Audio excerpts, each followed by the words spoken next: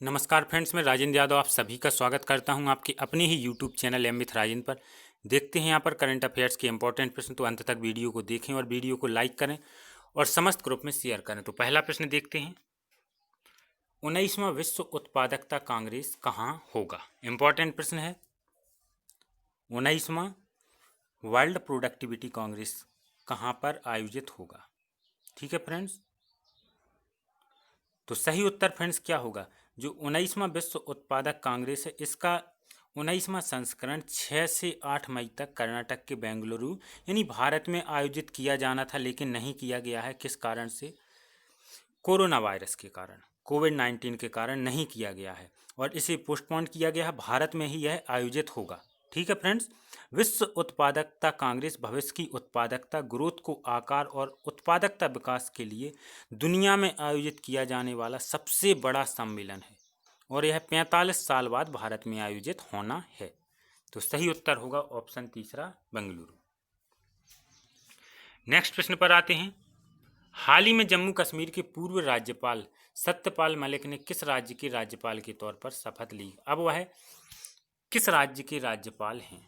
सत्यपाल मलिक।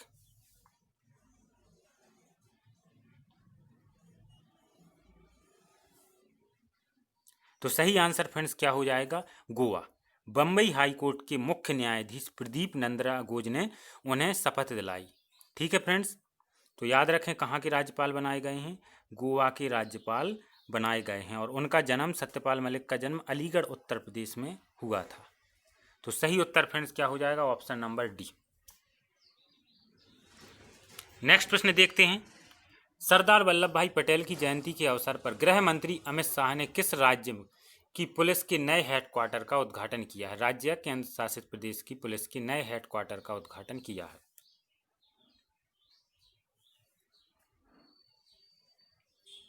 तो केंद्रीय गृह मंत्री अमित शाह ने सरदार वल्लभ भाई पटेल की जयंती पर दिल्ली पुलिस के नए मुख्यालय का उद्घाटन किया। ठीक है, इस बिल्डिंग का निर्माण 2016 में शुरू हुआ था और दिल्ली पुलिस के नए हेडक्वार्टर की पार्किंग में रिकॉर्ड 1000 कारें खड़ी की जा सकती हैं।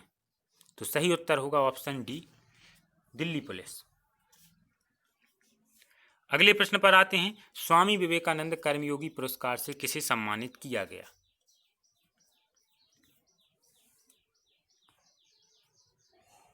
तो पद्मश्री जादव पायेंग को अभी हाल ही में 29 फरवरी को नई दिल्ली में माई होम इंडिया द्वारा स्थापित एक समारोह में स्वामी विवेकानंद कर्मयोगी पुरस्कार से सम्मानित किया गया। बड़े पैमाने पर वनीकरण के माध्यम से एक वास्तविक मानव निर्मित जंगल बनाने में उनके निरंतर प्रयासों के लिए उन्हें 6वें कर्मयोगी पुरस्कार से सम्मानित किया गया। यह पुरस्कार में उन्हें एक ट्रॉफी, 1,00,000 रुपये दिया गया। ठीक है फ्रेंड्स, जो जादव पायेंग हैं वो भारत के वन मैन के रूप में जाने जाते हैं। पद्मश्री से सम्मानित जादव पायेंग जोरहाट के एक पर्यावरण कार्यकर्ता और वन कार्यकर्ता हैं। पिछले कई वर्षों में उन्होंने ब्रह्मपुत्र नदी के एक सैंडबार पर पेड़ लगाए और उसे जंगल के रूप में बदल दिया। तो सही उत्तर क्या होगा? जादव पायेंग। स्वामी विवेकानंद कर्मयोगी पुरस्कार से किसे सम्मानित किया गया? जादव पायेंग। अगले प्रश्न पर आते हैं, किस देश ने इतिहास में पहली बार T20 अंतर्राष्ट्रीय मैच में भारत को मात दी?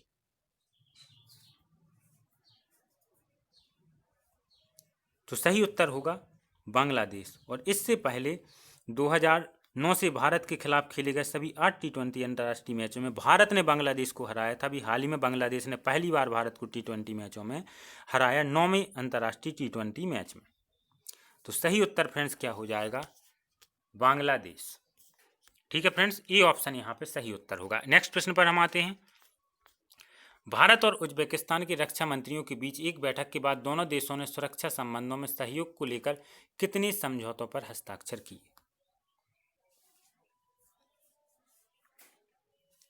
तो रक्षा मंत्री राजनाथ सिंह उज्बेकिस्तान के ताशकंद में शंघाई सहयोग संगठन के शासनाध्यक्षों की परिषद में प्रधानमंत्री नरेंद्र मोदी की विशेष दूत के रूप में शामिल हुए।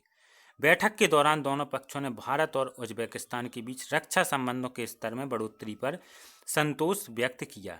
ठीक है फ्रेंड्स, इस प्रकार से दोनों देशों ने 3 समझौतों पर हस्ताक्षर किए। तो सही उत्तर हो जाएगा ऑप्शन नंबर सी।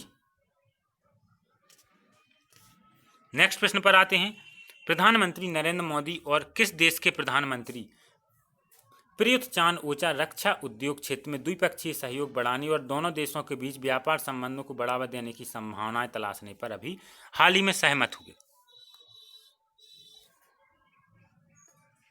तो अभी हाल ही में दोनों नेताओं ने दोनों देशों के बीच संपर्क बढ़ाने पर तरीकों पर चर्चा की। किसने? नरेंद्र मोदी और प्रधानमंत्री प्रयुत चान ओचा, जो कि कहाँ के प्रधानमंत्री हैं? थाईलैंड के।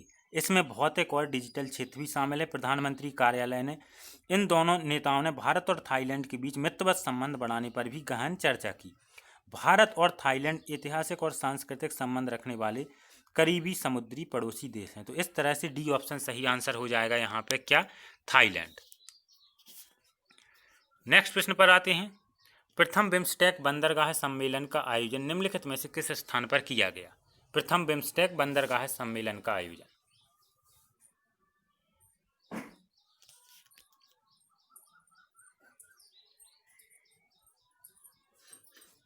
तो बिम्स्टेक दक्षिण एशिया तथा दक्षिण पूर्व एशिया के 7 देशों का समूह है। प्रथम बिम्स्टेक बंदरगाह सम्मेलन का आयोजन विशाखापट्टनम में किया गया। कहाँ पे किया गया फ्रेंड्स?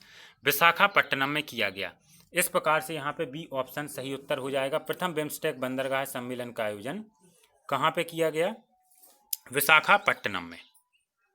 नेक्स्ट प्रश्न देखते हैं।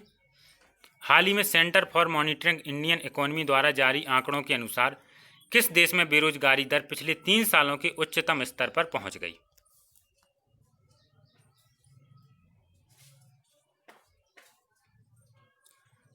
तो centre for monitoring Indian economy की रिपोर्ट के अनुसार भारत में शहरी बेरोजगारी दर 8.9% और ग्रामीण बेरोजगारी दर 8.3% मानी गई है। और भारत की कुल बेरोजगारी दर अक्टूबर 2019 में बढ़ के 8.5% हो गई है, जो अगस्त 2016 के बाद का उच्चतम स्तर है भारत में बेरोजगारी दर का।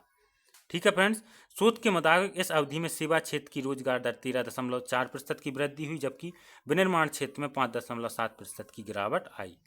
तो सही उत्तर फ्रेंड्स क्या हो जाएगा? Option number B, Bharat. Next प्रश्न देखते हैं। हिंदी की किस उत्कृष्ट साहित्यकार को वर्ष 2019 के व्यास सम्मान के लिए चुना गया? 2019 के व्यास सम्मान के लिए। तो सही उत्तर हो जाएगा नासिरा शर्मा। नासिरा शर्मा को यह पुरस्कार उनके उपन्यास कागज की नाव के लिए चुना गया। ठीक है फ्रेंड्स, तो याद कर लें 2019 के व्यास सम्मान के लिए किसे चुना गया? नासिरा शर्मा को। इस प्रकार से बी ऑप्शन सही आंसर हो जाएगा। इसी के साथ धन्यवाद फ्रेंड्स।